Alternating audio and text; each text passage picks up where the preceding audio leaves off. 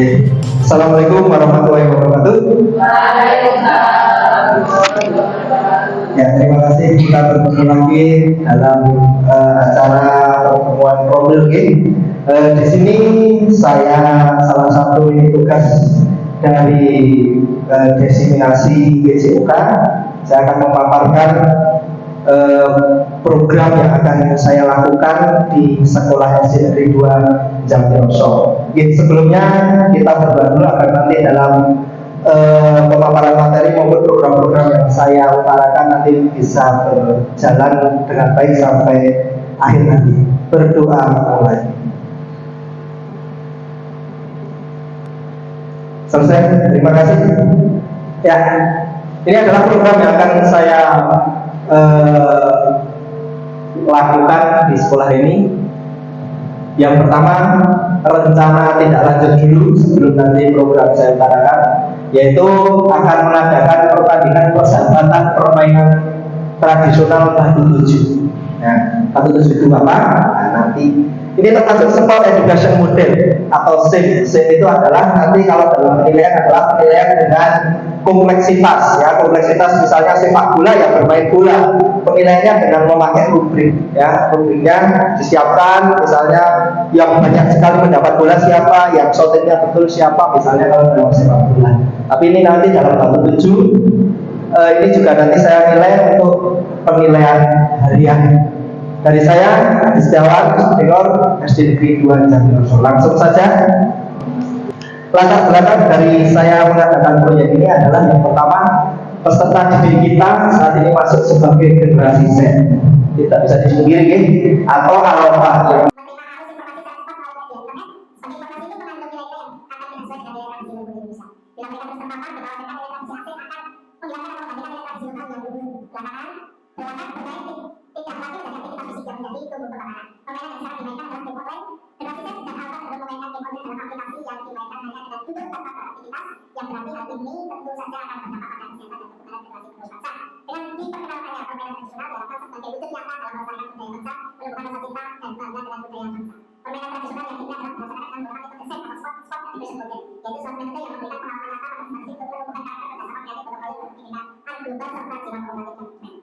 ya, jadi ini adalah latar belakangnya. Jadi memang tidak bisa kita pungkiri siswa-siswa kita, anak-anak kita sekarang ini kalau dengan HP itu makanan sehari-hari, ya, seperti ketergantungan terhadap HP. Salah satunya adalah game, scroll TikTok, scroll Instagram dan lain sebagainya, yang tentunya kita tidak bisa pungkiri, tidak bisa selalu kita awasi apa yang masuk ke HP itu adalah yang baik.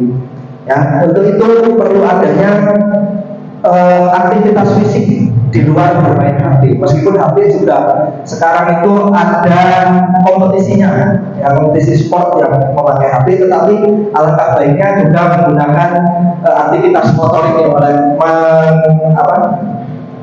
melibatkan seluruh anggota badan untuk bergerak. Ya, itu salah satu. Terus mengapa Batu Tujuh? Yang pertama karena peraturannya mudah dipahami, ya, mudah dipahami. Terus alatnya juga prasarananya tidak terlalu banyak, halaman, pecahan genteng, dan bola. Ya, kita lanjutkan. Ya, apa itu permainan tradisional? Ya, kalau dulu mungkin kecilnya kita tiap sore sebelum ada HP pasti bermain dengan teman. Permainan yang berkembang di daerah itu, dan mungkin namanya beda antara satu daerah dengan daerah yang lain. Seperti Batu Tujuh itu juga berbeda-beda. Di daerah saya itu namanya Cinoboy, mungkin di daerah Temanggung namanya boy-boyan, sedangkan di Kuku itu namanya Batu Tujuh. Jadi bermacam-macam tetapi peraturannya sama. Dan kita mau menamakan apa itu permainan tradisional yang akan dimainkan itu. Yang pertama, permainan tradisional adalah warisan budaya yang telah diwariskan dari generasi ke generasi. Ya, jadi kita pun tahu dari kakak kelas kita dari kakak kelasnya lagi, mungkin dari bapak kita sudah memainkan. Nah, jadi diwariskan dari generasi ke generasi. Permainan ini biasanya menggunakan alat-alat sederhana, Ya, seperti tadi menuju juga alat sederhana, hanya besar genteng dan bola yang lembut, yang mudah ditemukan di sekitar. Besar genteng mudah ditemukan di sekitar, seperti batu, kayu, atau tanah. Selain sebagai hiburan, permainan tradisional juga mengandung nilai-nilai pendidikan sosial budaya yang sangat penting bagi perkembangan anak. Nilai pendidikannya apa? Nilai pendidikannya misalnya anak akan menumbuhkan jiwa disiplin. Disiplin termasuk nilai pendidikan. Karena apa? Disiplin. Ya, kalau kena ya dia akan jujur. Kejujuran itu juga masuk, fair play juga masuk itu dalam pendidikan. Dalam sosial, karena kita saling bertemu bertatap muka, maka sosial kita akan terjalin dengan teman, bisa tahu sifat satu dengan yang lainnya teman kita. Terus budaya di masyarakat itu juga akan terkena, akan berdampak juga, atau di dalamnya pasti ada juga tentang budaya setempat. Misalnya kesopanan dalam bermain bola batu tujuh ini, misalnya yang kena terus minta maaf dan lain sebagainya, itu termasuk budaya yang perlu dikembangkan. Manfaatnya apa? Apa manfaat tradisional, permainan tradisional? Oh, ini kurang permainannya, pentingnya. Bermain permainan tradisional memberikan banyak manfaat bagi anak. Di antara meningkatkan kreativitas, imajinasi. Selain itu, permainan tradisional juga melatih motorik halus dan kasar, menumbuhkan rasa sosial, kerjasama serta menjaga kesehatan fisik dan mental. Ya, motorik halus. Silahkan. Ya, motorik halus. Maksudnya motorik halus itu adalah motorik yang membutuhkan ketelatenan, misalnya menulis, itu adalah motorik halus. Menggelindingkan bola agar kena, gimana itu motorik. Tujuan program, kenapa saya membuat program tentang permainan tradisional? Karena yang pertama seperti tadi saya bicarakan, yaitu permainan tradisional itu lama-lama akan punah dengan hadirnya teknologi atau media massa yang sosial media, maksudnya yang dari gadget kita. Tujuan program kita yang pertama membuka rasa hormat terhadap keanekaragaman budaya dan melestarikan permainan tradisional. Yang kedua, mengembangkan keterampilan efektif, kognitif, dan psikomotor peserta didik melalui aktivitas permainan tradisional dengan metode SEM. Ini capaiannya, ya. Yang pertama, langkah-langkah dan hasil. Saya akan mulai dari yang selanjutnya, struktur program dan mitra dalam komunikasi belajar. Ya. Yang pertama, program dibuat program komunikuler, jadi bukan dalam pembelajaran. Kalau dalam pembelajaran namanya apa? Intrakurikuler. Pinter sekali. Kalau di luar pembelajaran ada ekstrakurikuler dan komunikuler. Kalau ekstrakurikuler masih dalam, tapi kalau kalau komunikuler itu di luar, misalnya mengadakan perlombaan apa dan lain sebagainya. Itu misalnya kemarin saya akan mengadakan turnamen bola basket, itu termasuk komunikuler. Ya, yang menjadi upaya untuk mendalami dan menghayati materi pembelajaran yang didapat melalui kegiatan permainan batu tujuh. Peserta didik yang terlibat antara kelas 4 sampai kelas 6, 73 peserta didik, baik putra maupun putri. Mengapa saya mengambil kelas atas? Karena yang pertama, peraturan akan mudah dimengerti. Yang kedua, nanti yang kelas atas untuk contoh kepada siswa kelas yang lebih rendah. Mungkin nanti kedepannya yang kelas rendah atau kelas 1, 2, 3 sudah tahu peraturannya, akan mudah mengikuti kakak kelasnya dalam hal peraturan permainan, terus strategi bermain, fair play, dan efektivitas bermain. Selanjutnya yang ketiga, waktu kegiatan dilaksanakan 13 sampai 14 November 2024, mendekati Hari Guru, sekaligus sebagai bahan mengikuti lomba video pembelajaran HUT-TDKI tahun 2024. Nah, di lomba HUT-TDKI ada lomba video pembelajaran. Nah, itu sekaligus sebagai untuk mengirim lomba video pembelajaran. Selanjutnya, dalam hal penanggung jawab program adalah kepala sekolah. Pelaksanaan program kegiatan adalah guru BCOK yang bermitra dengan KBS kelompok ini yang beranggotakan guru kelas, guru madrasah serta mitra dengan tenaga administrasi sebagai tugas publikasi dan dokumentasi serta penjaga sekolah pembantu terkait perlengkapan. Mengapa kok bekerja sama dengan guru kelas dan guru magang agar saling melengkapi? Jika guru PJOK-nya nanti dalam penerapan program kurang sesuai, bisa ada revisi, bisa ada koreksi, dan lain sebagainya. Selanjutnya mitra dengan guru kelas tentunya sangat penting karena guru kelas sebagai koordinator dengan masing-masing kelas dibantu dengan guru magang dan magang. Ya, kapasitas yang dimiliki yang pertama adalah manusia. Kita memiliki modal manusia. Setelah memiliki kepala sekolah yang profesional, kepala sekolah kita sudah S3, S2 dan golongannya sudah 4C. Jadi sangat insya Allah profesional. Ada 16 guru yang terdiri dari 15 guru ASN dan 4 guru GDT, 2 tenaga pendidikan serta peserta didik dengan jumlah yang banyak, 317. Ya, guru PJOK menguasai peraturan berbagai permainan tradisional. Terus selanjutnya aspek fisik atau modal fisik, halaman yang luas, peralatan yang memadai, dan peralatan TK yang menunjang proses pembelajaran. Selanjutnya sosial, komite sekolah dan paguyuban peserta didik yang selalu siap mendukung kegiatan pembelajaran sekolah. Dan yang terakhir adalah finansial, bos dan uang pengembangan komite yang dialokasikan pada beberapa kegiatan penunjang kurikuler. Sedangkan lingkungan sekolah yang berada di dekat area pemukiman warga dengan jalan arus lalu lintas yang tidak cepat, dalam arti gangguan kebisingan tidak ada, polusi udara tidak ada. Pada saat bermain batu tujuh misalnya bola keluar sampai ke jalan pun, untuk mengambilnya karena lalu lintasnya tidak terlalu cepat akan tidak sangat berbahaya. Ya, rencana evaluasi. Ya, mengidentifikasi indikator yang akan dievaluasi, keterlibatan KPS, partisipasi siswa, kepuasan siswa, perkembangan fisik, mencatat semua tahapan kegiatan dalam jurnal refleksi, membuat instrumen evaluasi program berupa angket dan wawancara kepala sekolah, anggota KPS, siswa dan orang tua wali, peserta didik, melakukan refleksi dan umpan balik bersama KPS dan siswa. Bersama KPS berdiskusi tentang kelebihan dan kekurangan program. Nanti kita akan diskusikan tentang kelebihan dan kekurangan program saja. Nah, terus tantangan yang perlu dihadapi yang pertama, perlu lebih memahami metode SET pada pembelajaran PJOK rekan sejawat. Mungkin rekan sejawat dari guru kelas belum mendalami tentang apa itu pembelajaran SET. Yang kedua, bagaimana memberikan pemahaman kepada peserta didik agar dapat menjalankan perannya dalam SET. Yang ketiga, meningkatkan motivasi peserta didik agar dapat bekerja sama serta berinteraksi dengan teman. Dan yang terakhir adalah menjaga komitmen dari semua pihak dari program agar program berjalan lancar saat dijalankan. Dengan tantangan itu solusinya yang pertama yaitu perlu share video tentang SET kepada teman-teman sejawat agar mereka saat di rumah bisa melihat apa itu SET itu. Jadi tidak di sekolah yang mengganggu KPN, tapi di rumah. Mungkin saat-saat waktu senggang dan videonya tidak usah terlalu lama biar tidak memakan waktu. Yang selanjutnya penjelasan berulang mengenai SET saat ada waktu luang di luar pembelajaran. Ini masuk ke tahap persiapan ya.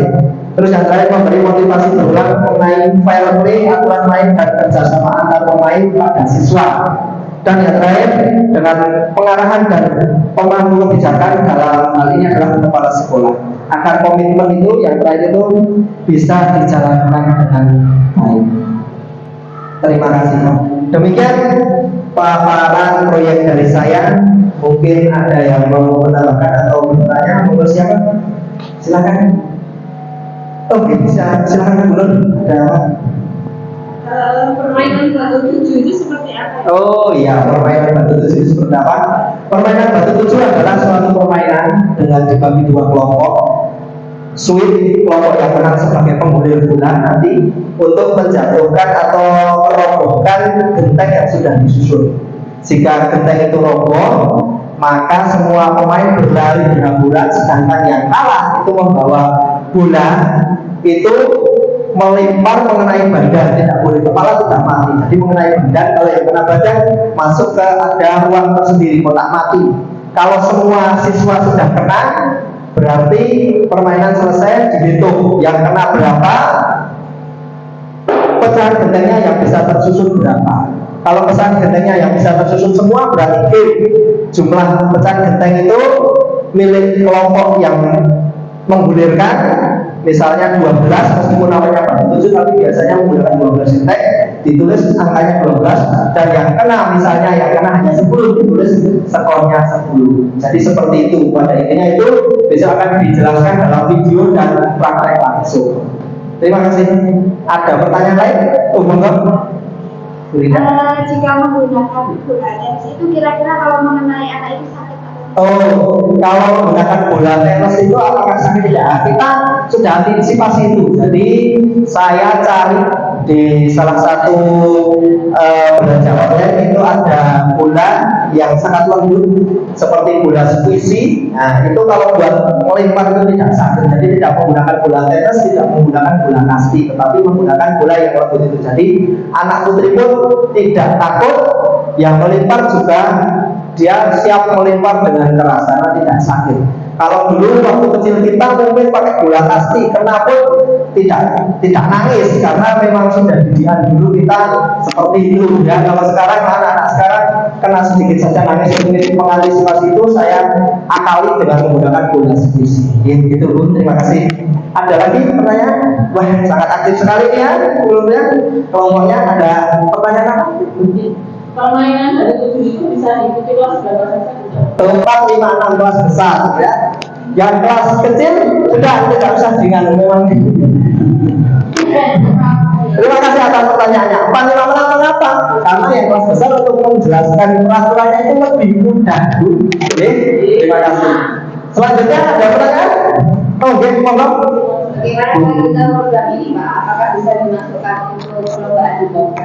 Oh ya, bagaimana kelanjutan program ini ya? Program ini adalah bisa ada kelanjutannya. Kalau di Pokja mungkin Pokja itu olahraga kompetisi yang sudah ada induk organisasinya. Sekarang dari Indonesia itu dari perkumpulan itu sedang berbicara biar permainan tradisional itu ada induk organisasinya bisa diperlukan masuk ke dalam cabang-cabang olahraga seperti pon, seperti apa ya prapon, pon, musikip dan lain sebagainya mungkin kedepannya. Tetapi sudah ada induk organisasinya permainan tradisional dan berkompetisi sendiri dalam permainan tradisional itu ada kompetisinya sendiri seperti pakia, seperti inggrang, seperti kubang sodong. Mungkin dari saya sekian bisa diterima gitu? Ya, terima kasih. Ada pertanyaan lagi? Oh cukup ya. Terima kasih. Mungkin seperti itu kita nanti tindak lanjutnya sambil menunggu waktu sampai nanti tetap saya minta tolong pada Bapak Ibu guru kelas dan stakeholder seperti kepala sekolah serta karyawan dari SD Negeri 2. Dari saya cukup sekian. Sebelum saya akhiri, marilah kita tutup acara pada siang hari ini dengan berdoa agar nanti dalam pelaksanaannya kita berjalan dengan berdoa mulai. Selesai, saya akhiri. Wassalamualaikum warahmatullahi wabarakatuh. Terima kasih. Assalamualaikum warahmatullahi wabarakatuh. Saya Amelia. Di sini saya akan berikan umpan balik presentasi dari Bapak Adi Setiawan. Di sini saya akan memberikan umpan balik tentang presentasi yang tadi menyampaikan tentang Sport Education Model, yaitu model kurikulum atau program pembelajaran yang bertujuan untuk memberikan pengalaman belajar yang autentik kepada siswa dalam konteks pendidikan jasmani dan olahraga. Nah, di sini Pak Adi Setiawan menyampaikan tentang pembelajaran Batu 7 yang mengangkat dari permainan tradisional agar anak-anak memiliki pengalaman belajar yang luar biasa. Nah, di sini untuk pembelajaran Batu 7 sendiri bisa mengembangkan keterampilan dan kebugaran, kemudian menanamkan nilai-nilai karakter seperti sportif, kompetitif, disiplin, tekun, tanggung jawab, kerjasama, toleransi, percaya diri, keberanian, dan taat aturan. Ya, ini bisa membantu siswa menjadi pemain yang sesungguhnya dan olahragawan yang kompeten, bijaksana, berpengetahuan, dan antusias. Nah, dari pembelajaran ini sangat luar biasa sekali presentasi dari Bapak Adi Setiawan ini. Kemudian saya yakin dan percaya bahwa proyek dari kegiatan ini bisa menjadi lebih baik lagi dan mungkin bisa dikembangkan untuk tidak hanya di lingkup sekolah, mungkin antar sekolah, kecamatan maupun di kabupaten. Itu saja umpan balik dari saya ucapkan terima kasih. Wassalamualaikum warahmatullahi wabarakatuh. Paparan yang tadi Pak Adi Setiawan sampaikan sangat bagus dan menginspirasi karena anak-anak akan lebih mengetahui tentang permainan tradisional. Pemaparan hari ini yang disampaikan oleh Pak Adi Setiawan sangat menarik dan menginspirasi. Karena Pak Adi Setiawan mengangkat tentang permainan tradisional yang ada di masyarakat, yaitu tentang batu tujuh. Seperti yang kita ketahui bahwa di era teknologi yang serba canggih ini, kebanyakan anak-anak lebih suka bermain dengan gadgetnya daripada bermain dengan teman-teman di luar rumah. Dengan dihadirkannya permainan batu tujuh di sekolahan, diharapkan itu tidak hanya sebagai sarana hiburan bagi anak-anak, tetapi juga bisa sebagai sarana pendidikan bagi anak-anak, karena diharapkan anak-anak dapat belajar nilai-nilai kebersamaan, nilai-nilai kerjasama, dan nilai-nilai persaudaraan dari permainan tradisional. Sekian dari saya, terima kasih, sukses selalu. Paparan Pak Adi Setiawan sangat menginspirasi sekali. Kita sebagai generasi muda harus mampu melestarikan permainan tradisional karena permainan tradisional kuno yang sangat jarang dimainkan oleh anak-anak zaman sekarang. Pak Adi, sukses selalu. Semangat. Good job. Paparan yang disampaikan Pak Adi Setiawan dalam Kombel tadi siang sangat menginspirasi. Bagaimana menggabungkan keseruan permainan tradisional dalam pembelajaran, tentu anak-anak akan bergerak lebih aktif dan tentu anak-anak akan lebih bersemangat dalam berolahraga.